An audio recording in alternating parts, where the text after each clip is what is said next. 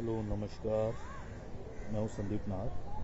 आप लोगों ने मुझे कई फिल्मों में देखा होगा। MS धोनी का अनटोल्ड स्टोरी फिल्म के अंदर जिसमें मैंने छोटू भैया का किरदार निभाया था। और आज ये वीडियो बनाने का एक मेरा मकसद ये है।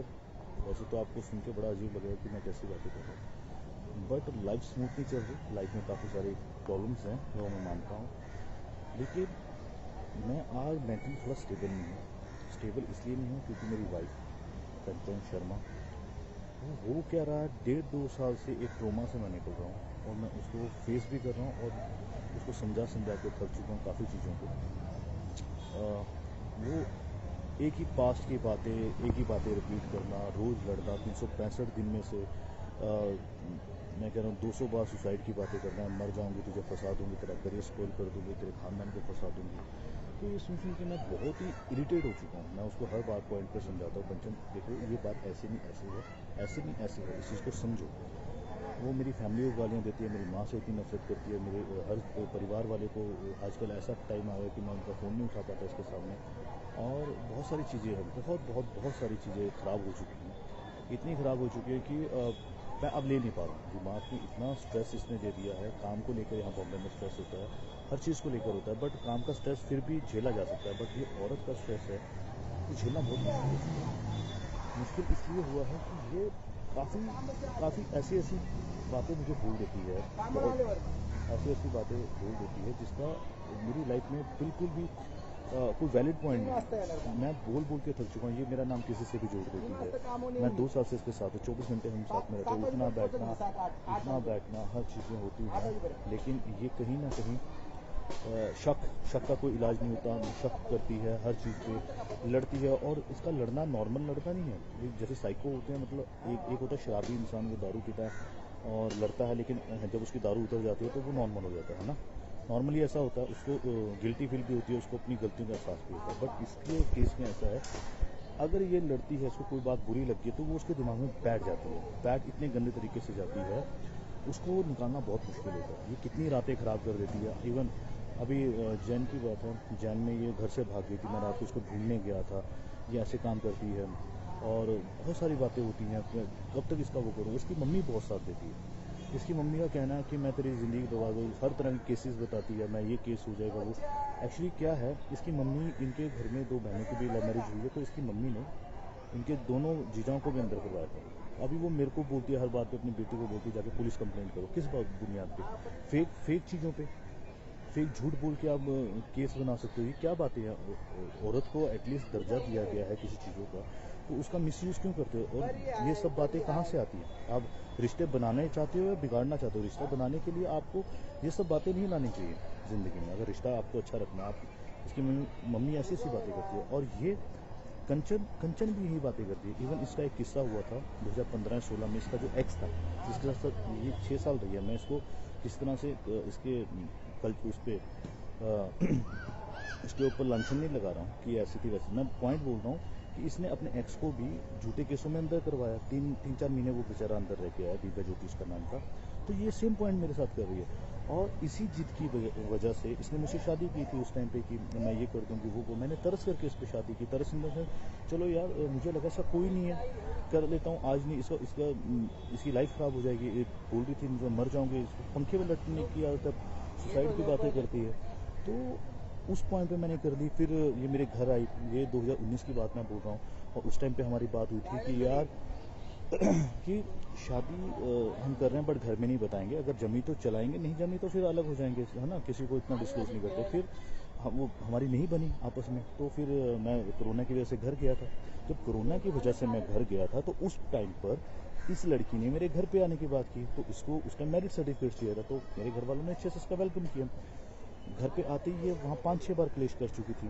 घर आई 18 जून को आई थी, आई थी जून को आई थी, और इसमें 5 दिन बाद ही, चूँकि उस टाइम कोरोना काल था, तो गवर्नमेंट ने भी बोला था कि आपके घर में अगर कोई बाहर से आता है बॉम्बे से तो आपको इन्फॉर्म करना पड़ेगा। SHO ने बोला था। तो हमने उस चीज़ को छुपाया था थोड़ा, भाई नहीं बताएंगे, नहीं तो फिर पूरी फैमिली अंदर हो जाएगी। इतनी एक छोटी सी बात थी, बट इसको वो बात समझ में नहीं आई। मेरी भाभी ने बोला मेरी कज़न सिस्टर है ना। तो इस बात पे भड़क गई, तेरी भाभी ने क्यों बोला कि मेरी कज़न? अरे भाई सिंपल सी बात है, कोरोना का टाइम है, और ये तुम्हारी हमारी आपस की बात है। लोगों को पता लगा तो बॉम्बे से आई है, वहाँ छोटे छोटे बच्चे हैं, सबको अंदर कर देंगे उस टाइम। तो वैसे भी हमारे जो सरकारी हॉस्पिटल थे वो कोरोना के चक्कर में उन्होंने कोविड का हॉस्पिटल बनाया हुआ था और सबको वहाँ पे क्वारंटीन कर रहे थे उस टाइम पर।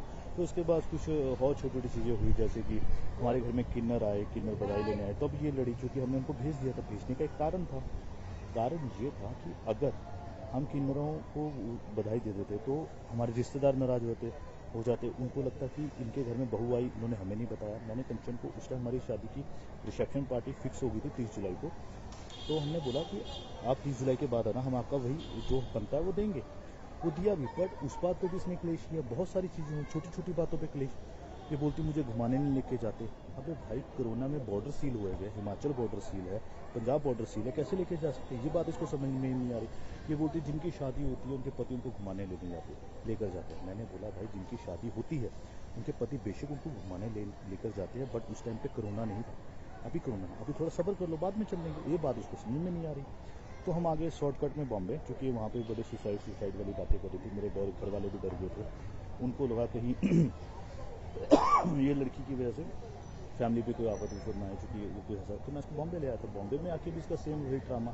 सर्टिफिकेट शादी का मिल गया, फिर भी इसको सेटिस्फेक्शन नहीं हो रही है, एक सिक्योरिटी नहीं मिल नहीं रही है, और हर जगह से मुझे टॉर्चर कर रही है। बस मैं एक बात बोलना चाहता हूँ इस वीडियो के माध्यम से, अगर मैं कोई गलत स्टेप उठाता हूँ लाइफ में क्या मेरा आजकल मेंटल पीस थोड़ा सही नहीं रहा, क्योंकि मैं रोज़ झगड़े नहीं ले सकता। सुबह उठो झगड़ा सेम बात पे, जिस पे 1000 बात पहले बात हो चुकी है, लड़ाई हो चुकी है, उस पर फिर अगेन सुबह उठो, दोपहर को झगड़ा, रात को झगड़ के सो।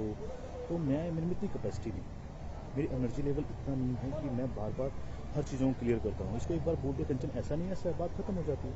अभी कल रात की बात है, इसने इंस्टाग्राम पर सर्च किया। अब सर्च में कोई किसी का कोई चीज़ दिख जाती है तो उसमें मेरी क्या गलती है? किसी ने मुझे नहीं ब्लॉक किया तो भाई, जब ब्लॉक नहीं किया है तो उसमें मेरी गलती नहीं हो सकती। तुम मुझे बोलो तुम्हें वो पसंद नहीं है, तुम ब्लॉक कर दो, मैं ब्लॉक कर दूंगा। मैंने ऑन द स्पॉट बिना सोचे ब्लॉक किया है। और ये कोई छोटी छोटी बात है। हम स्कूल के बच्चों वाली, मैं इसको बोलता हूँ कंचन, स्कूल के बच्चे भी ऐसे नहीं लड़ते होंगे जैसे तुम मेरे साथ कर रही हो।